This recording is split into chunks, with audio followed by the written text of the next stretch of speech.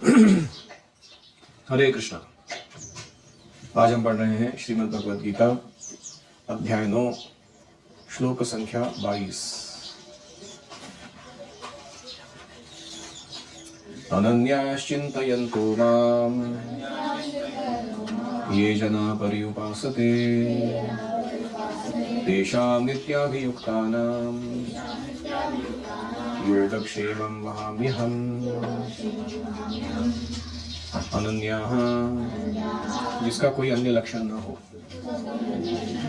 अनन्य भाव से, चिंतयन्तः मेरा चिंतन करते हुए, ये जनाः पर्युपासते जो मुझे ठीक से पूजन करते हैं, तेषां उन नित्य अभियुक्तानां सदा भक्ति में लीन मनुष्यों की योग आवश्यकताएं, क्षेमं सुरक्षा तथा आश्रय, अहम वहामि मैं वहन करता हूँ। किंतु जो लोग अनन्य भाव से मेरे दिव्य स्वरूप का ध्यान करते हुए निरंतर मेरी पूजा करते हैं, उनकी जो आवश्यकताएं होती हैं उन्हें मैं पूरा करता हूँ, और उनको जो कुछ उनके पास है मैं उसकी रक्षा करता हूँ। हरि ओम सहना भवतु सहनौ भुनक्तु सह वीर्यं करवावहै तेजस्विनावधीतमस्तु मा विद्विषावहै। ओम शांति शांति शांतिः। ओम अज्ञानतिमिरान्धस्य ज्ञानाञ्जनशलाकया चक्षुरुन्मीलितं येन तस्मै श्रीगुरवे नमः। जय श्री कृष्ण चैतन्य प्रभु नित्यानंद श्री अद्वैत गदाधर श्रीवासादि गौर भक्तवृंद। हरे कृष्णा कृष्णा कृष्णा हरे हरे, हरे राम राम राम हरे हरे। बहुत ही महत्वपूर्ण श्लोक है ये। इसके पहले किसका वर्णन हुआ था? देवताओं के उपासकों का, प्रतीक उपासक। उनका क्या कहा था कृष्ण ने उनके बारे में? कि वे त्रैविद्या, 3 वेदों का उपयोग कर्मकांड के सोमरस पान करने के लिए, पाप से मुक्त होने के लिए, स्वर्ग को जाने के लिए करते हैं कर्मकांड का उपयोग। लेकिन प्रॉब्लम क्या है? वहां जाके वो क्षीणे पुण्य मर्त्यलोकम विशन्ति, पुण्य क्षीण होने पर पुनः वापस घर लौट आते हैं। तो इसलिए ये गतागतम काम कामाल बंदे, जो अपने भौतिक भोग को इच्छाओं को पूरा करने के लिए कर रहे कार्य, गतागतम आयरम गैरम बने रहते हैं। वो अबे आगे रहते बार बार जन्म के चक्कर में। अभी इनके विपरीत, इन प्रतीक उपासकों के कॉन्ट्रास्ट में मेरे भक्त हैं। उनका स्पेशलिटी क्या है? वो भोगों की अपेक्षा नहीं करते हैं, भौतिक इच्छा नहीं रखते हैं, और अनन्य भाव से मेरी भक्ति करते हैं। कितना फर्क है। और वहां क्या था? तुम देवताओं का पेट खुजलाओ, वो तुम्हारा पेट खुजलाएंगे, ऐसा रिलेशनशिप था वो। You scratch my back, I will scratch your back. लेकिन कृष्ण यहाँ क्या देख रहे हैं? ये कुछ मांग ही नहीं रहे भौतिक रूप से। तो कृष्ण इतने ऑब्लाइज हो जाते हैं, ऋणी हो जाते हैं कि वो कहते हैं कि जो ये इनकी आवश्यकता है ये मांगते नहीं है, बिना मांगे मैं पूरा करता हूँ। और इनके पास अगर कुछ है, ये बोलते नहीं है कि इसको रक्षा करो, आश्रय दो, नहीं, वो बिना बोले ही मैं उसको सुरक्षा या आश्रय प्रदान करता हूँ, क्योंकि वो अनन्य भाव से मेरा चिंतन करने में लगे हुए हैं। तो इसलिए ये शब्द आया है कि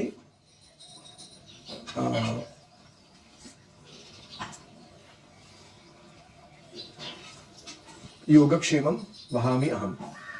ये हमारे LIC, life insurance corporation of India, उसका ब्रीद वाक्य है, योगक्षेमम वहामि अहम।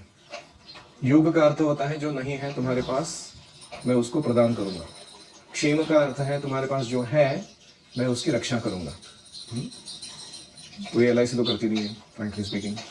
वो तो इतने टर्म्स कंडीशंस क्लॉजेस डालते हैं ये सब करने के लिए, और जब कभी अदा कदाचित कोई हादसा हो ही जाता है, दुर्घटना हो जाती है, तो उसमें भी वो लूप होल्स ढूंढ के निकालते हैं इंश्योरेंस कंपनीज, ताकि कम से कम मुआवजा देना पड़े आपको।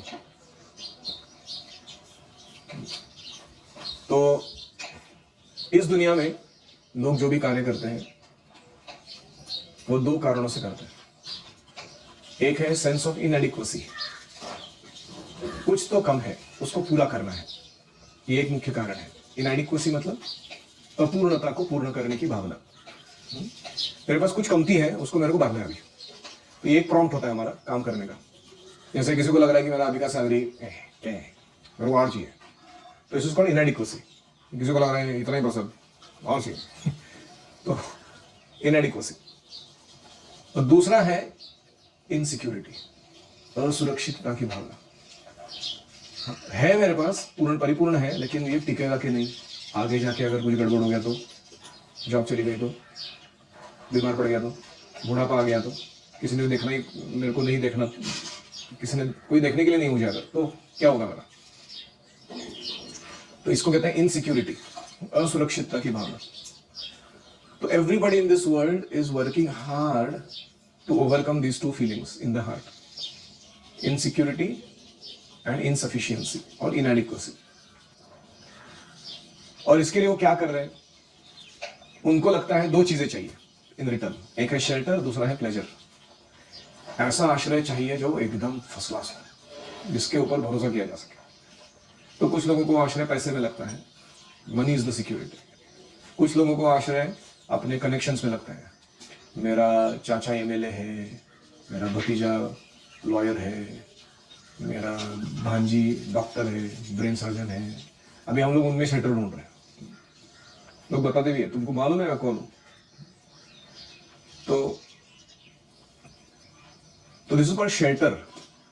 हम इन चीजों में अपना शेल्टर ढूंढ रहे हैं। अगर किसी को कोई मिलता ही नहीं है, तो कुत्ते को रखते हो अपने घर में, उसमें शेल्टर ढूंढते हो। कोई तो है जो मेरे से प्रेम करता है, मैं घर पे आता तो कोई तो नाचता है, पूंछ हिलाता है, चाटता है मेरे को, कितना अच्छा लगता है ना। तो all this is coming from where, desire for shelter. जैसे आप खुले मैदान में कहीं खेत में चल रहे थे, अचानक बारिश आ गई, घमासान बारिश है, आप क्या करोगे, पहले शेल्टर ढूंढोगे, है कि नहीं। इधर उधर दौड़ोगे, देखोगे कोई बड़ा पेड़ मिल जाए या कोई चाय का टपरी मिल जाए, तो उसके नीचे आके खड़ा रहो, बारिश से बचना ही, बहुत भयंकर बारिश हो रही है। तो दौड़ के लोग क्या पहले से ढूंढते हैं, शेल्टर। अभी जब शेल्टर हो गया तो नेक्स्ट क्या ढूंढते हो, प्लेजर। फिर वो अरे थोड़ा ठंड से मैं ठिठुर रहा हूँ, थोड़ा हर्बल टी पीने मिल जाए तो कितना अच्छा हो जाए, है ना। तो within that shelter then you start seeking pleasure. जैसे हमको पहले जॉब नहीं थी, तो पहले हमने प्रयास किया कि कहीं जॉब लगे, तो जॉब मिल गई। अभी वो जॉब के अंदर we are searching pleasure, how to enjoy life within this parameters. तो ये है हमारे दो major requirements, shelter and pleasure, क्षेम एंड योग, ये हमको चाहिए। तो कृष्ण क्या कह रहे हैं, अनन्यास चिंतयन्तः, तुम सतत मेरा चिंतन करो, परि उपासते, मेरी परिपूर्ण रूप से उपासना करो या सेवा करो, सर्वतोभावेन रेंडर सर्विस। ये तुम करोगे, think of Krishna and do your service nicely. तो मैं क्या करूंगा, योगक्षेमम वहामि अहम, मैं तुम्हारे पास जो नहीं है वो प्रदान करूंगा, यानी प्लेजर। और जो तुम्हारे पास है मैं उसकी रक्षा करूंगा, यानी शेल्टर। जो तुम्हारे पास नहीं है मैं दे दूंगा, तुम्हारा इनएडिक्वेसी चला गया, तुम्हारी अपूर्णता को परिपूर्ण कर देंगे भगवान। और जो तुम्हारे पास है मैं उसकी रक्षा करूंगा, तो तुमको क्या इनसिक्योरिटी है लाइफ में। अगर कृष्ण खुद बैठे हैं तुम्हारे को इंश्योरेंस दे रहे हैं, मटेरियल एनर्जी के अगेंस्ट इंश्योरेंस दे रहे हैं तुमको, कि वो मटेरियल एनर्जी जैसा चाहे व्यवहार करे, गारंटीड मैं तुमको रक्षा प्रदान करूंगा। और ऐसा कृष्ण केवल कहते नहीं है, वो करते हैं। जैसे हम देखते हैं कि बहुत सारी कथाएं मन में आ रही है, दो तीन ही बताता हूं। कि जयदेव गोस्वामी जो थे, उनके घर पे उन्होंने जो लिखना था, एक लाइन लिखना था कि राधा रानी के चरणों को कृष्ण अपने सर पर रख के उनका आश्रय मांग रहे। अभी उनसे लिखा नहीं गया कविता के बीच वो लाइन, तो उन्होंने उधरी कविता बीच में छोड़ दी, पत्नी से बोल के स्नान करने के लिए नदी पर चले गए। उसके बीच में वापस जयदेव गोस्वामी आ गए, पत्नी ने पूछा जल्दी हो गया तुम्हारा, बोलता नहीं थोड़ा सा एक सामान ले जाना भूल गया था, मैं वो लेने के लिए आया था, किसी को देना है। और उसके बाद वो जयदेव गोस्वामी जो घर पे आए थे, उन्होंने देखा कि कविता पूर्ण थी, वहां उन्होंने वो पूर्ण कर दिया लाइन। फिर पत्नी को बोला कि भूख लगी है, मुझे थोड़ा खाना भी खिला दो, तो बैठ के प्रसाद लिए, फिर वो चले गए। फिर उसके बाद बाबा जयदेव गोस्वामी घर पे आए, वो भूखे थे, वो पत्नी तो खाना पूछ ही नहीं रहे उनको, उसको लग रहा है खिला दिया मैंने। उन्होंने कहा क्या हुआ, ये कविता किसने पूर्ण की मेरी? तो पत्नी ने कहा आप ही ने तो पूर्ण की, आप ही खुद ही आए थे यहाँ पर कुछ समय पहले। जयदेव गोस्वामी कहते मैं कैसे आ सकता हूँ, मैं तो अभी स्नान करके वापस आ रहा हूँ। तो फिर पत्नी और वो दोनों को समझ में आया कि वो कौन आया था, जयदेव गोस्वामी के रूप में भगवान श्री कृष्ण आए थे। जो लाइन वो लिखना नहीं चाहते थे कविता का, वो लाइन कृष्ण आके स्वयं पूरा करके गए थे, और उन्होंने उनके हाथ से प्रसाद भी लिया था। जयदेव गोस्वामी को इतना आनंद हुआ और दुख भी हुआ कि मैंने दर्शन नहीं किया भगवान का, लेकिन मेरी पत्नी ने किया, और इतना नहीं, भगवान ने खुद बैठ के उनके हाथ से प्रसाद खाया। तो भक्तों की सेवा के लिए या भक्तों की परिपूर्णता के लिए भगवान कितने कार्यरत रहते हैं। जो एक राजा थे, क्या नाम था उनका, प्रतापरुद्र के पहले, उड़ीसा के राजा पुरुषोत्तम देव राय। उनकी कथा आती है कि कृष्ण बलराम जो है, जगन्नाथ और बलदेव, एक बार वो राजा जो है वो जगन्नाथ जी की आराधना में मग्न होते हैं, और उस समय एक वार्ता आती है कि पड़ोस के जो देश है, उस राजा है, उसने आक्रमण किया हमारे राज्य पर। तो ये जो राजा है वो नहीं चाहते हैं कि मैं भगवान की सेवा छोड़ के ये सब अटेंड करने जाऊं, वो अपना सेवा पूजा जारी रखते हैं। और वो जो राजा है वो अगर अंदर घुसता है, प्रजा का बहुत शोषण करेगा, बहुत सारा तहस नहस कर देगा राज्य को। तो राजा अपने सेनापतियों को बोलते हैं कि मैं तो नहीं अभी बाहर आऊंगा, मेरी पूजा पूरी होने तक। तो वो लोग सब डर जाते हैं, क्योंकि इतना बड़ा सैन्य, विशाल सैन्य रहता है वो, और उनका तैयारी नहीं रहता ज्यादा उसको भिड़ने के लिए। तो पुरुषोत्तम देव राय को जो पूजा ऐसी पूरी होती है, तो दूसरी वार्ता आके मिलती है कि आपको बाहर जाने की जरूरत नहीं, युद्ध जीत लिया गया है, और वो शत्रु परास्त होकर भाग गया है, और राज्य अभी सुरक्षित है। तो पुरुषोत्तम देव राय पूछते किसने किया काम, मैं तो अभी बाहर निकल रहा हूँ। तो उन्होंने कहा कि एक काले घोड़े पर और एक व्हाइट घोड़े पर सवार होके दो सुंदर पावरफुल सोल्जर्स बाहर आए। कौन थे हमको नहीं मालूम, लेकिन एक दिखने में सांवला था, दूसरा श्वेत वर्ण का था। दोनों ने ऐसा घमासान लड़ाई किया, उनके प्रताप को देख के ही सारी सेना भाग गई शत्रुओं की। तो फिर राजा को समझ में आया कि कौन थे वो, जगन्नाथ और बलदेव, दोनों जाके लड़ाई करके आए राजा की ओर से। तो ये थे पुरुषोत्तम देव राय। और एक कथा आती है,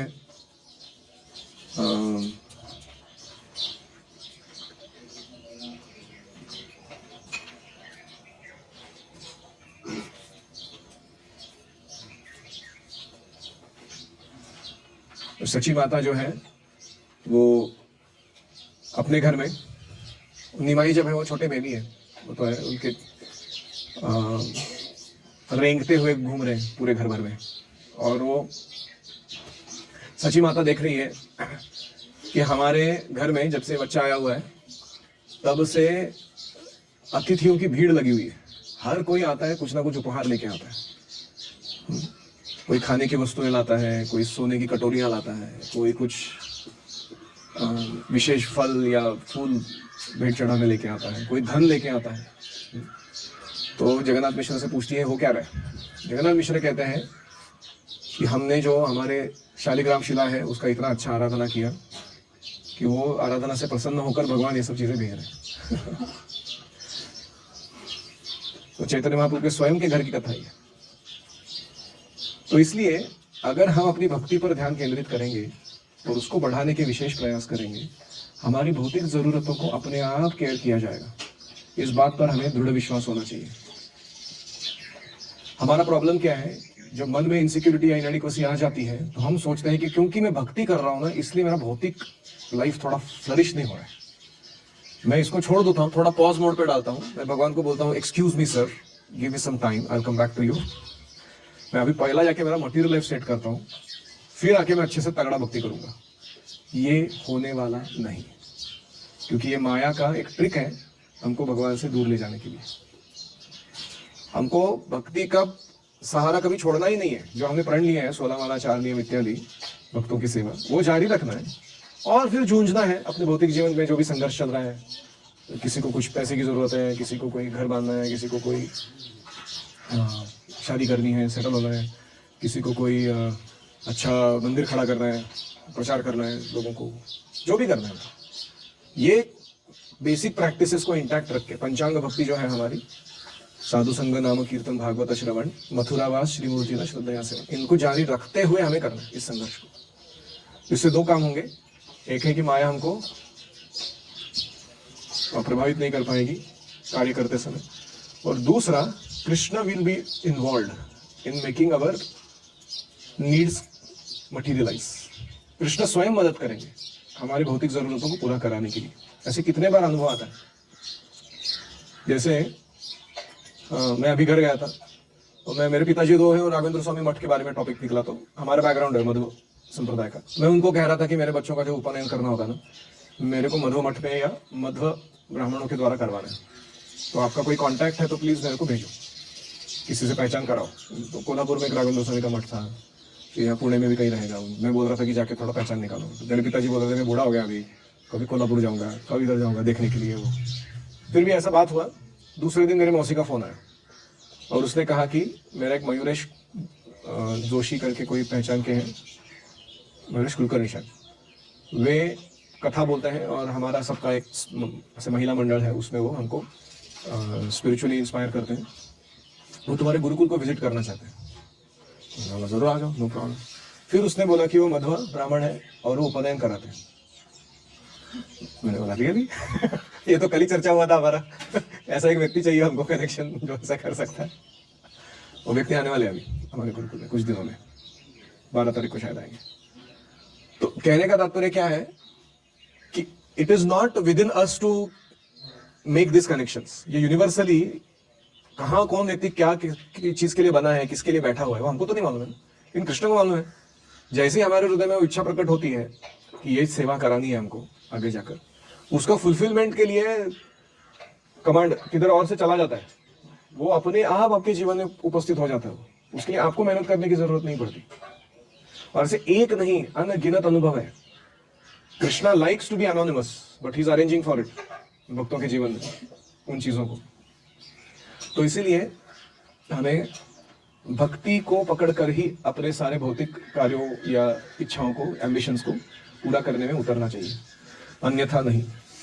कोई कहेगा प्रभु जी लेकिन ये तो प्योर डिवोटीज के लिए बोला ना, अनन्या चिंतयन्तु। हम थोड़ी प्योर डिवोटीज है, वी आर नॉट अनन्य भक्त एंड वी आर नॉट पर्युपासते। हमारी क्या उपासना परिपूर्ण है, जब हमें सो रहे हैं हम लोग, उसने सेवा में कल्टी मार रहे हैं, इसमें क्या योगक्षेम महावीर तो कृष्ण क्यों आएंगे इसको करने के लिए। तो कृष्ण कहते हैं कि proportionate to your surrender I also surrender, ये यथा माम प्रपद्यन्ते ताम सदैव भजामि। हम अगर 5% सरेंडर दिखा रहे हैं तो ऑलरेडी कृष्ण का इंटरवेंशन चालू हो चुका है। ऐसा नहीं कि वो तभी आएगा जब हम शुद्ध भक्त बनेंगे, वो अभी आ रहा है। इसीलिए हम यहाँ बैठे हुए ये सारी सुविधा प्राप्त कर रहे हैं, हालांकि हम शुद्ध भक्त नहीं है। So this is how we should see Krishna's reciprocation.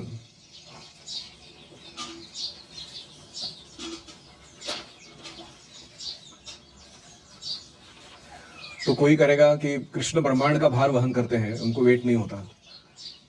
ऐसे ही उनको भक्त के जरूरतों का भार वहन करना पड़ता है, उनको उसका भार नहीं होता, वो उनके लिए सुखप्रद होता है, आनंद आता है उनको वो करने में। जैसे आपको अगर पता चलेगा राधा कृष्ण को कि मेरे माता पिता आ रहे हैं ट्रेन से, उर्ली कांचन स्टेशन पे आ रहे हैं, उनको आने के लिए कोई सुविधा नहीं है गुरुकुल में, उठ के यहाँ से जाएगा गाड़ी निकाल के, पूरा कंपार्टमेंट ढूंढेगा कौन से कंपार्टमेंट में बैठे हो, फिर उधर जाके उनका सामान उठाएगा, एक बैग इधर, एक बैग इधर, एक बगल में, एक सर पे, एक कंधे पे। मम्मी को बोलेगा चलो मेरे साथ अभी गुरुकुल जाते हैं, और मम्मी बोल रही है इतना सारा क्यों उठा रहे हैं, बोलेगा नहीं नहीं कोई प्रॉब्लम नहीं, खुशी से उठा रहा हूँ मैं नो प्रॉब्लम। क्यों? क्योंकि प्रेम है कि नहीं। ऐसे ही कृष्ण को बड़ा प्रेम है भक्तों की भार वहन करने में। तो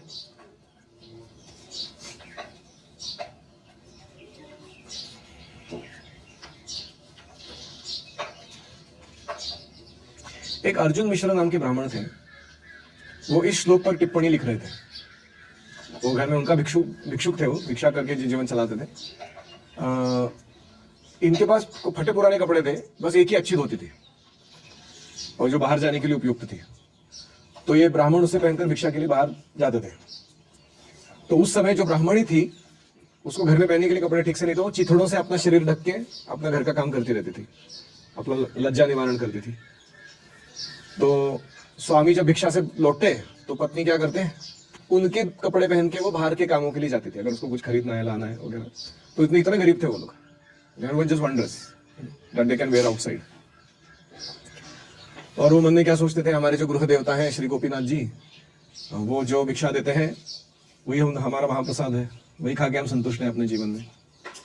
तो ऐसे आनंद से अपना जीवन, सांसारिक जीवन बिता रहे थे। संसार में कितने भी दुख कष्ट आए हैं उससे विचलित नहीं होते थे। एक दिन नियमित रूप से वो गीता की टीका लिखने के लिए बैठ गए और उन्होंने स्नान संध्या भजन वगैरह कर लिया, सुबह का अपना मॉर्निंग प्रोग्राम। फिर डे टाइम में थोड़ा टीका लिखने के लिए भगवद गीता को खोला। उस दिन का श्लोक आया था, अनन्यास चिंतयन्तो माम ये जना पर्युपासते तेषां नित्याभियुक्तानां योगक्षेमं वहाम्यहम्। ये श्लोक पढ़ते ही वो अर्जुनाचार्य के मन में एक जटिल समस्या आ गई। जो स्वयं भगवान है, जो संपूर्ण विश्व के ब्रह्मांड के अधीश्वर है, वो अनन्य भक्तों का योगक्षेम स्वयं वहन करते हैं? नहीं, ऐसा क्या जरूरत है स्वयं वहन करने का?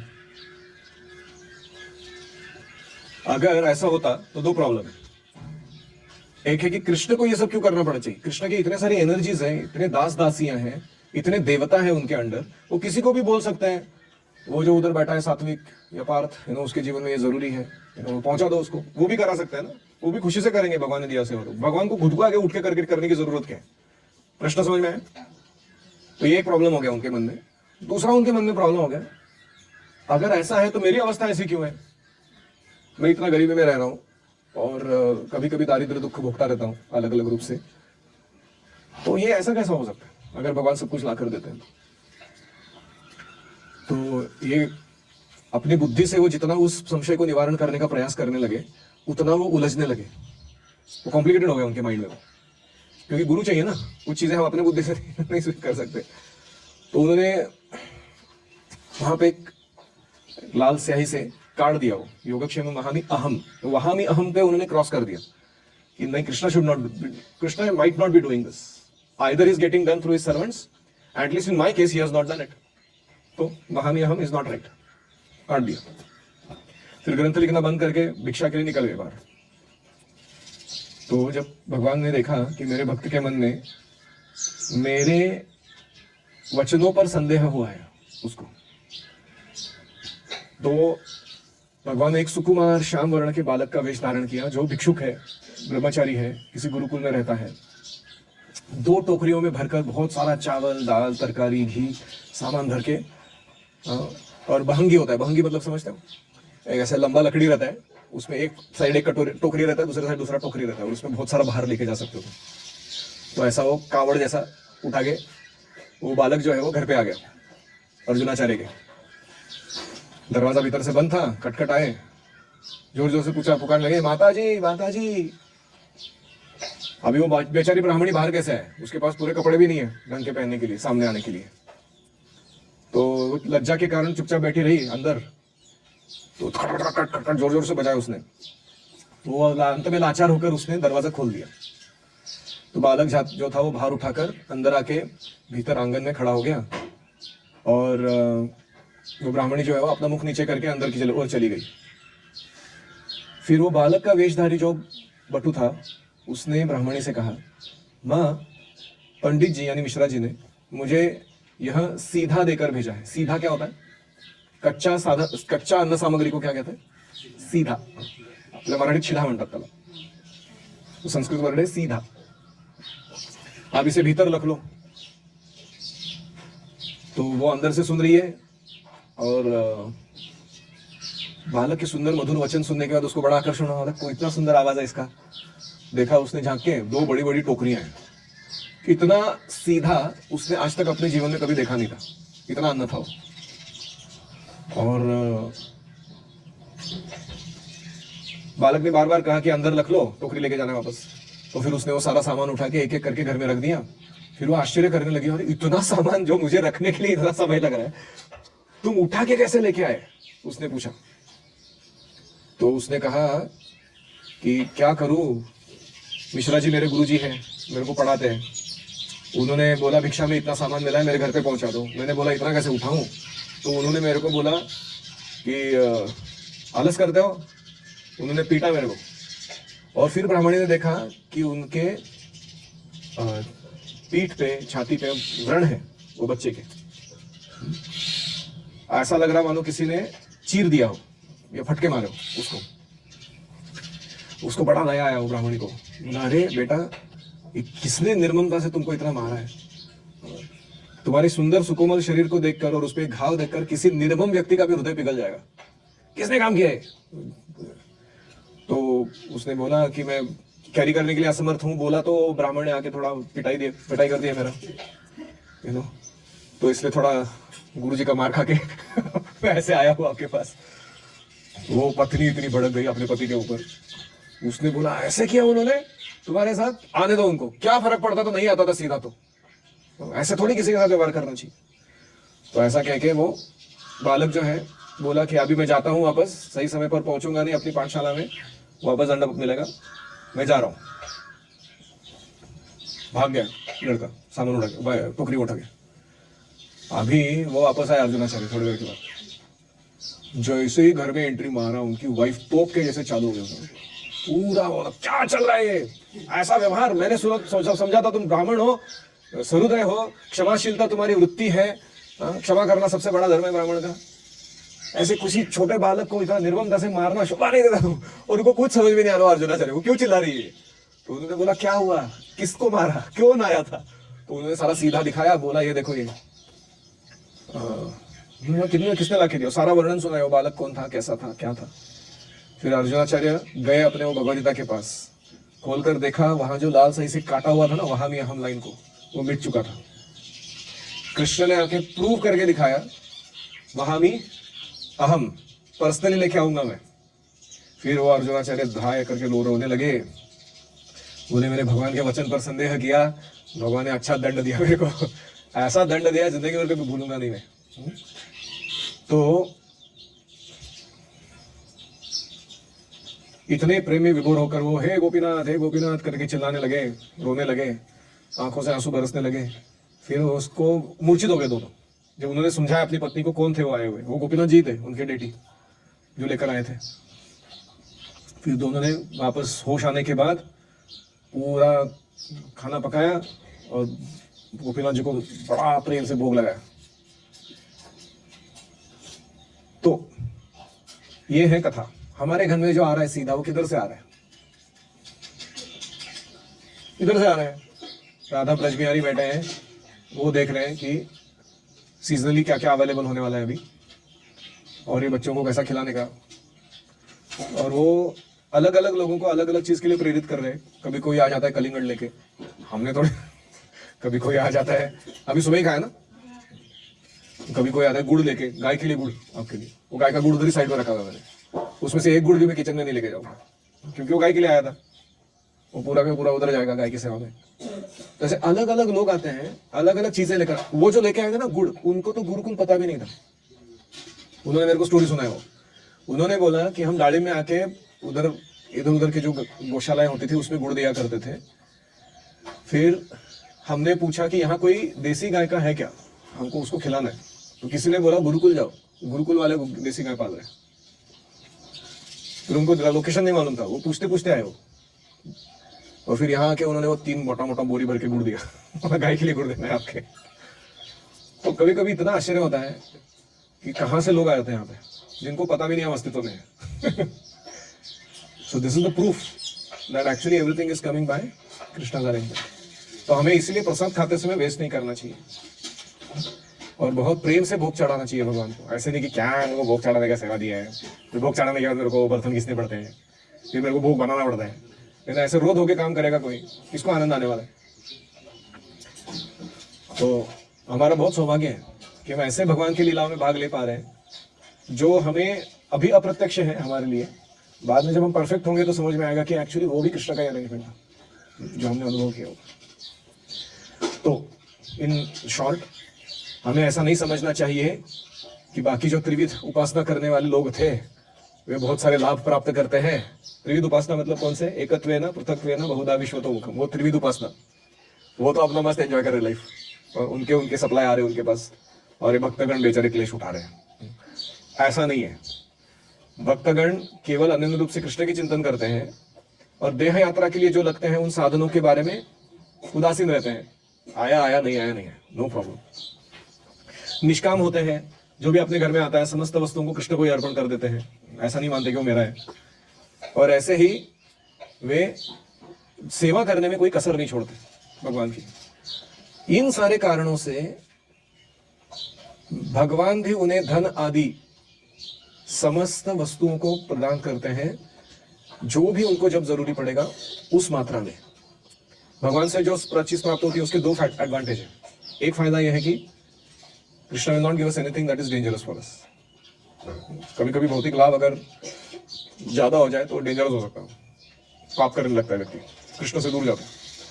और दूसरा लाभ यह है कि वो आया है तो हम जानते हैं कि now Krishna wants me serve in this way, हमको भी दिशा दर्शन मिलता है उससे। This Krishna is desire that we should do this.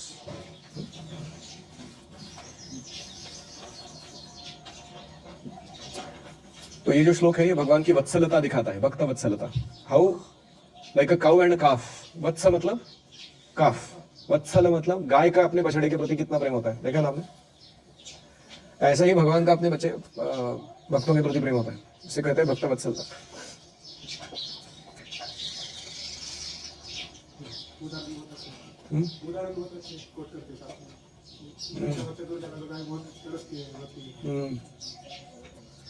तो इसीलिए योगक्षेमम वहाम्यहम्।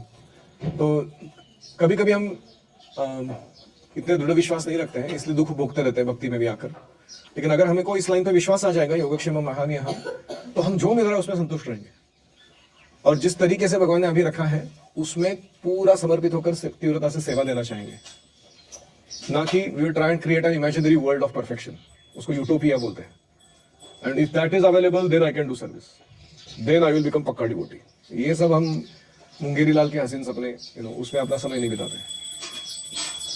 बहुत बहुत धन्यवाद। ओम हरे कृष्णा कृष्णा कृष्णा हरे हरे, हरे राम राम राम राम हरे हरे। हरि ओम तत्सत।